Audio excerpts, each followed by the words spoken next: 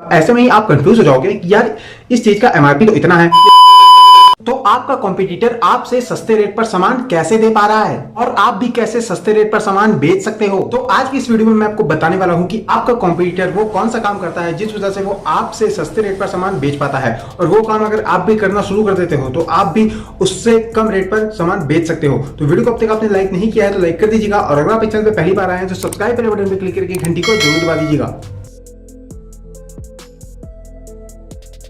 देखो भाई, सबसे पहले आता है ज्यादा मात्रा में प्रोडक्ट खरीदना, यानी कि ज्यादा मात्रा में सामान खरीदना। ठीक है भाई, इसका मतलब ये है, मान लीजिए अगर आप अपने दुकान के लिए बिस्किट लेने जाते हैं, ठीक है, तो आप ज्यादातर एक गत्ता या दो गत्ता बिस्किट ले लेते होंगे। लेकिन भाई ऐसे में आपको ये काम नहीं करना है। आपको अगर बिस्किट का गत्ता लेना है तो आपको पूरे पांच गत्ता या 10 गत्ता या 12 गत्ता, इस हिसाब से आपको गत्ते के हिसाब से लेना है। ठीक है, वो भी आपको एक दो गत्ता नहीं लेना है। आप अगर जब किसी दुकानदार से या किसी भी होलसेलर से 5 गत्ता लोगे तो वो आपको काफी सस्ता रेट पे लगा के देगा, जिस वजह से वो बिस्किट भी आपको सस्ते रेट पे पड़ेगा और उसे आप सस्ते में बेच सकते हो। ये तो रही बिस्किट की बात। मान लीजिए कि अगर आप दाल खरीदने जा रहे हो, ठीक है, तो दाल की बोरी अगर आप एक खरीदोगे तो आपको वो हो सकता है उतना सही रेट लगा के ना दे। वहीं अगर आप दाल की बोरी कोई 5-6 बोरी अगर खरीदते हो तो आपको भाई वो दुकानदार बहुत ही सही रेट लगा कर दे सकता है, जिस वजह से आप दाल को भी काफी सस्ते रेट में बेच सकते हो। दूसरा आता है होलसेलर और डिस्ट्रीब्यूटर के रेट को कंपेयर करना। आप अपने दुकान का सामान दो जगह से मंगाते होंगे, पहला होलसेलर, दूसरा डिस्ट्रीब्यूटर। ठीक है, डिस्ट्रीब्यूटर वो होता है जो किसी भी प्रोडक्ट का एक पर्टिकुलर सामान बेचता है। ठीक है, अब आपका कॉम्पिटिटर जो है वो ये काम करता है, वो एक बार फोन लगा के डिस्ट्रीब्यूटर से पूछता है कि ये चीज मुझे इतने क्वांटिटी में लेना है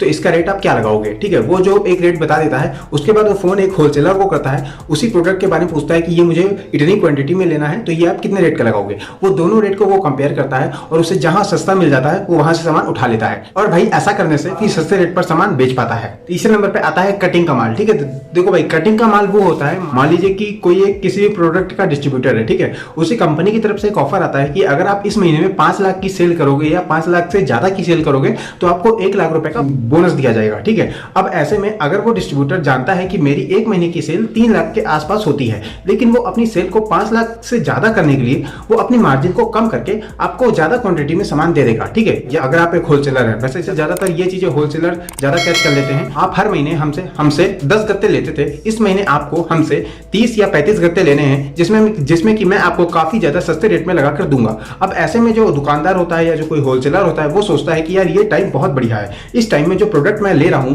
वो मुझे एमआरपी के रेट से काफी ज्यादा सही रेट पे मिल रहा है। अब ऐसे ही टाइम में होलसेलर दुकानदार लोग या फिर कोई भी दुकानदार लोग उसी सामान को एक लार्ज क्वांटिटी में खरीद लेते हैं। मान लीजिए कि वो दुकानदार किसी भी बिस्किट को 10 गत्ता खरीदता था एक महीने में, ठीक है, अब वो एक ही टाइम में उसी महीने में वो 35 गत्ते खरीद लिया है। ठीक है, अब वो उस 35 गत्ते को एक महीने में खुद ही कम मार्जिन करके बेच सकता है। ऐसे में ही आप कंफ्यूज हो जाओगे कि यार इस चीज का एमआरपी तो इतना है, ये खरीद इतने में पड़ता है, लेकिन ये दुकानदार मेरी ही खरीद हुए दाम पर ये कैसे बेच दे रहा है। अब इसी चीज में आप कंफ्यूज हो जाते हो। इस तरीके से भी आपका कॉम्पिटिटर आपसे सस्ते रेट पर सामान दे पाता है। उसके बाद चौथे नंबर पर आता है हर रोज बिकने वाले सामानों पे बहुत मार्जिन कम करके बेचना। किराना दुकान में हर रोज चीनी बिकती है, रिफाइंड का तेल बिकता है, कड़वा तेल बिकता है, ठीक है, और भी कई सारी चीजें बिकती है। फिलहाल मैं इन्हीं चीजों के बारे में बता रहा हूँ। देखो भाई, चीनी पे आपको ज्यादातर मार्जिन नहीं लेना चाहिए।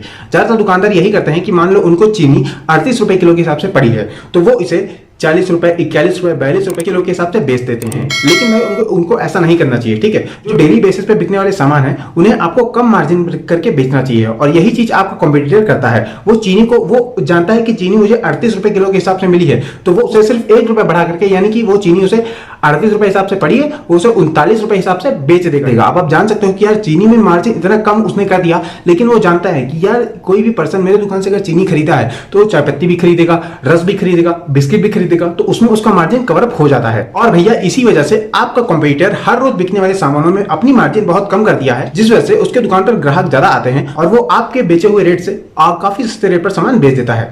उसके बाद आता है ग्राहक का भरोसा और विश्वास जीतने के लिए ग्राहक के बताए हुए दाम पर सामान बेच देना। देखो भैया, आपको चीनी पड़ी है 38 रुपए किलो, ठीक है, अब आप पूरी बात ध्यान से सुनिएगा। मान लीजिए कि आपकी दुकान पर कोई ग्राहक आता है, वो 5 सामान लेता है आपकी दुकान पर, एक चीनी लेता है, 1 किलो चीनी लेता है, आटा, मैल, तेल, बिस्किट और भी कई सारी चीजें लेता है। ठीक है, अब वो आपसे पूछता है कि चीनी क्या भाव है, तो आप उससे बताओगे भाई ये 40 रुपए किलो है। ठीक है, अब वो ग्राहक आपसे कहेगा कि भाई थोड़ा 1-2 रुपए कम लगा लो चीनी में, तो आपको पता है कि चीनी आपको 38 रुपए किलो के हिसाब से मिली है, तो आपको चीनी में ₹38 लगा देना है। ठीक है, आप जानते हो कि यार जिस रेट पे मैंने खरीदा है उसी रेट में मैं अगर बेच दे रहा हूं, लेकिन वो मुझसे 4 प्रोडक्ट और भी खरीदा है तो उसमें मेरा प्रॉफिट मार्जिन कवर हो जाएगा, जिस वजह से आपको ग्राहक के बताए हुए रेट पर सामान बेच देना है। और भाई ऐसा करने से आप ग्राहक का विश्वास जीत जाते हो। ज्यादातर ये चीज आपने कपड़े की दुकान पे देखा होगा कि कपड़े की दुकान में कोई ग्राहक जाता है, कहता है भाई ये जीन्स इतने की नहीं है, इतने की लगा लो, तो दुकानदार थोड़ी देर तो कहता है कि नहीं भाई इतने में नहीं हो पाएगा, लेकिन वो आखिरकार हाँ कर देता है, क्योंकि उसे अपने ग्राहक का विश्वास जीतना होता है, ताकि वो ग्राहक आप ही के दुकान से दोबारा में सामान ले जाए। आज की वीडियो आपको कैसी लगी कमेंट करके जरूर बताइएगा, और ऐसी और वीडियोस को देखने के लिए वीडियो को लाइक करके सब्सक्राइब जरूर कर लीजिएगा।